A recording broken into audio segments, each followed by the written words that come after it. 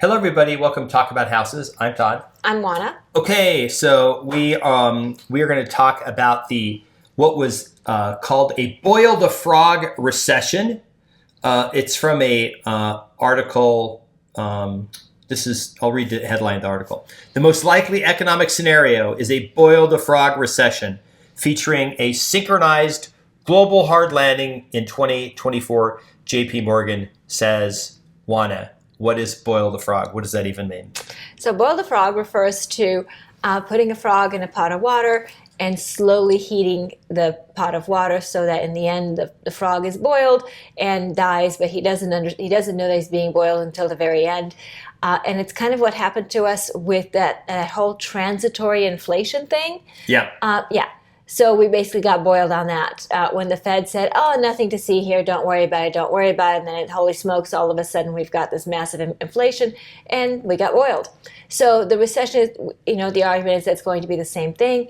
We're going to have economic slowdown, and the Fed says nothing to see here, nothing to see here. And then all of a sudden we're in a recession. It's like, uh-oh. So that's what all of this refers to. And just so you know, right now, they are all looking at this big frog right over here. See the frog over there? See the frog over there. Okay, the frog is over there. They're all looking at the frog. We're going to take the frog off the screen and go back to normal thing. Okay, so this is the intent of the video today. This is what we're just trying to to do. We're not economists. We don't play one on TV. Nor do we play one on YouTube. We don't play one on YouTube. We don't play one in a movie or on a TV show. No. Not even a stage production community theater. Okay, get on with it. Okay, so what we're going to do is we're going to talk about this little chart that gives all the possible scenarios for a recession, and then we're just going to discuss how this potentially affects housing because people are trying to make decisions. Because the interesting thing about this is we've been waiting for at least 2 years for the recession that in 2022 was 100%. It was like at the end of 21, there was a 100% chance there was going to be inflation in 2022. A recession. I'm sorry, a recession in 2022. It never happened. Correct. Okay. Well, sort of. Right. And then it was 80 to 90%. It would happen the first 2 quarters of 2023. And now it's like completely changed. But let's do this. We're going to start with this first slide. The U.S. only has a 23% chance of avoiding a recession altogether, the bank estimated. Now, one of the other large wealth management companies came out and said they only said there was a 25% chance of any inflation, of any recession in the next 12 months. Mm-hmm. And I don't remember who that was, but remember they came out and said it wasn't JP Morgan, it was somebody like that. I don't remember who it was. Oh, it was Goldman Sachs. Okay. Goldman Sachs said, look, next 12 months, basically between now and next spring, 25% chance. Okay, so this is what these guys have estimated. So let's go ahead and put this up on the screen. These are the sort of the over and under. The over and under. Now that orange line, the little yellowish line, is sort of the baseline. It's kind of what most people think is going to happen, or what we think, what like most analysts think. JP Morgan's a little more bullish than boil the frog. Okay, so let's start with the top one, 10% chance happening. A mid-year 2023, very minor recession, near term.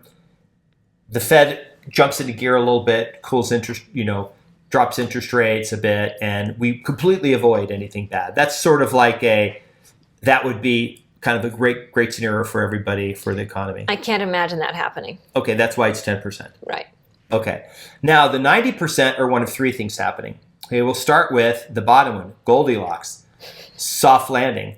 So it says 25%, but it's 25% of 90%. So anyway, it says 23.5. It's actually 22.5%, but it's 23% of a soft landing. This is the perfect scenario.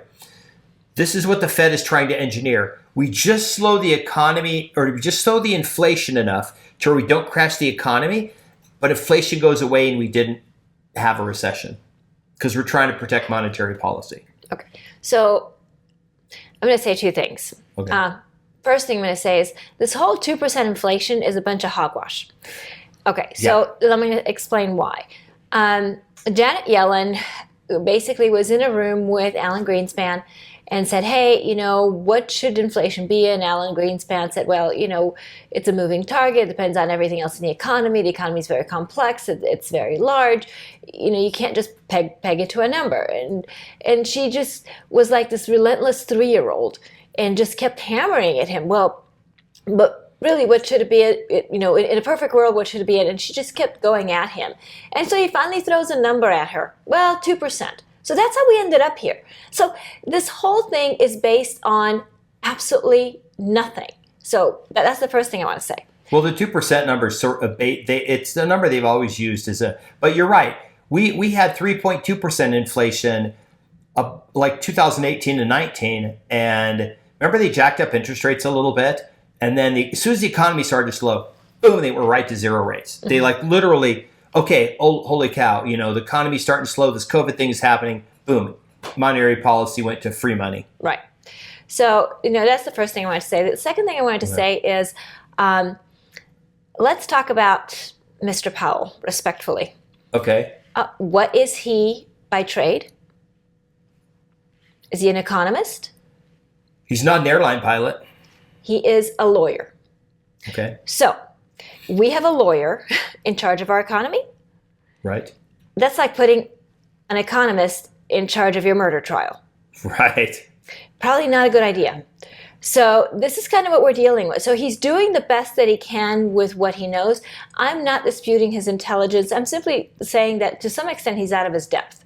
And that's what caused him, and by extension the Federal Reserve, to take so long to recognize inflation for what it was and to take action. And that's the same thing that's going to take so long for them and for Mr. Powell to recognize that inflation is actually okay at this point. It is slowing down, and it will slow down naturally based on the actions that they've taken.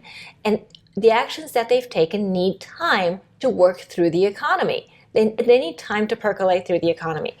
And that's been my stance for forever and a half at this point, that they're just they're expecting immediate results from their actions, and that's not how an economy works. I know. There's a lot of lag, even just within real estate, because, just like you said, by the time you see that, it's just like the bottom.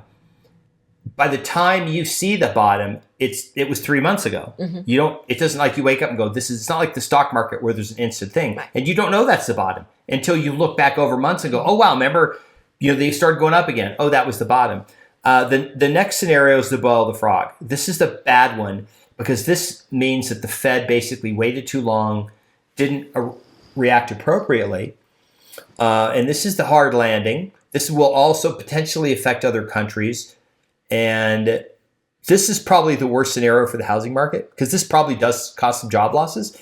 But this is a much better scenario than 2008 or any other previous recession, because of the amount of homes that are just owned free and clear. I mean, we've got a chart for another video that shows like how many people refied from 2020 and 21. It's like it was the most refis ever in history, because interest rates got below 3 and everyone just said, I want a 2.75% loan, and they all refied.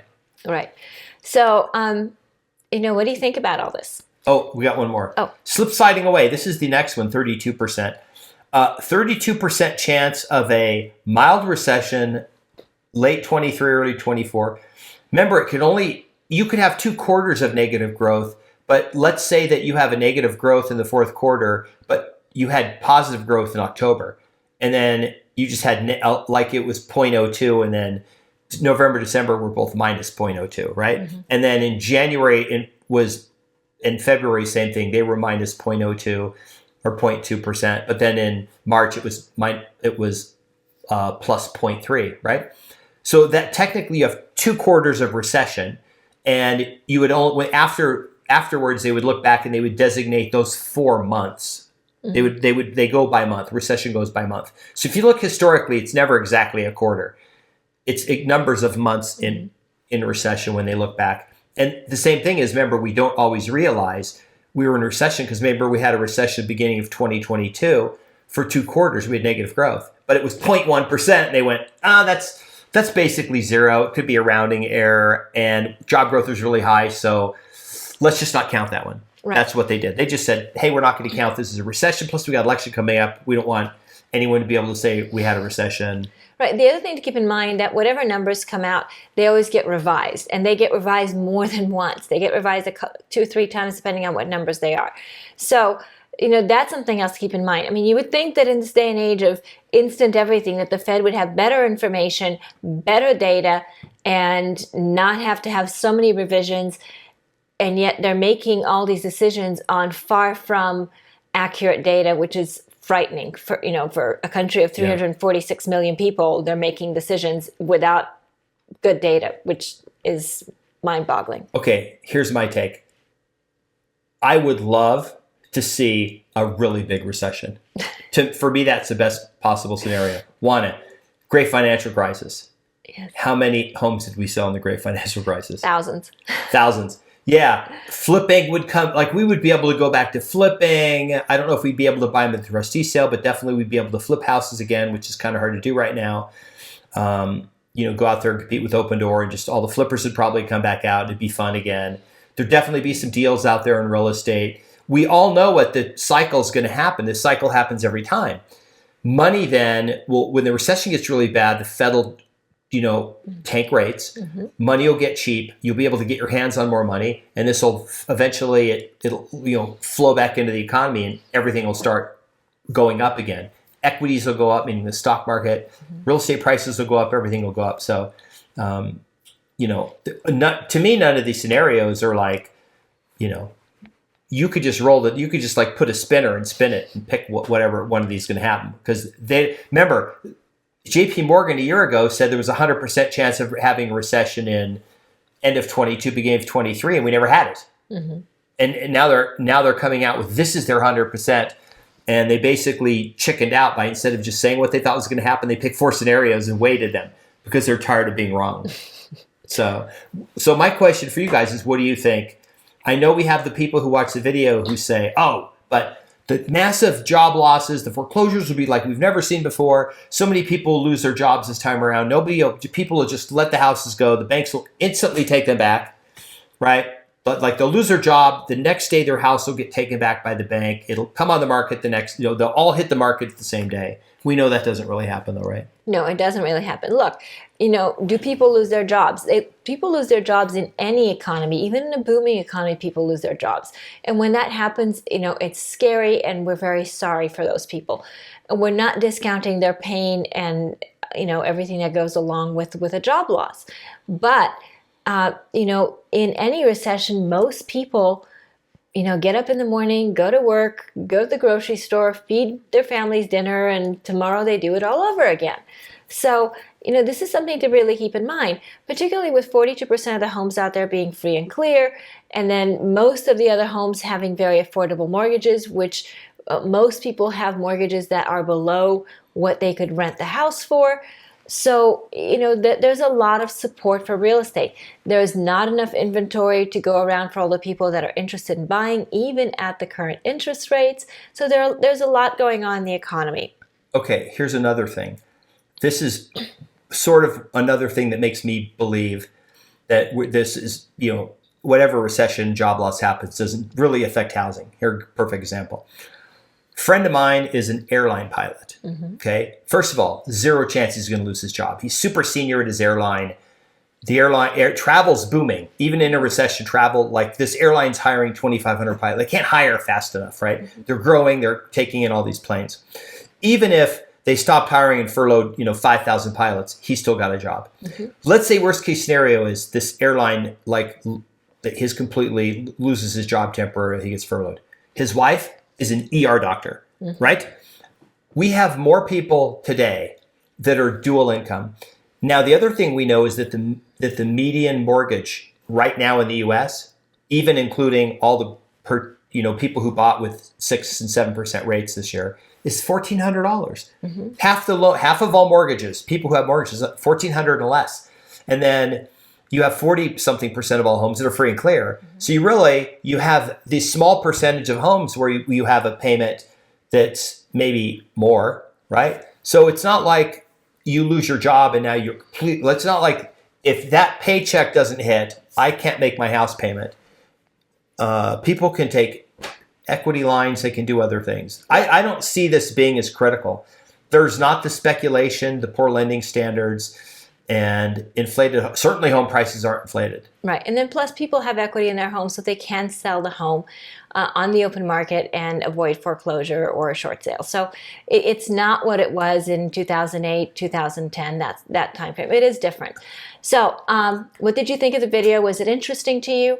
If you have frog jokes, please feel free to put them down in the comments. She told one before the video, but it was inappropriate. And so I cannot air it. Okay. Yes, I told an inappropriate joke. It was inappropriate. So, feel free to leave us comments. Tell us what you think. Tell us where you're watching from. Please be nice to one another in comments. Please subscribe, hit the notification bell, like the video, share the video. Help us grow our subscriber base by sharing the video. We appreciate your support, and we'll see you on the next video. Bye. Bye.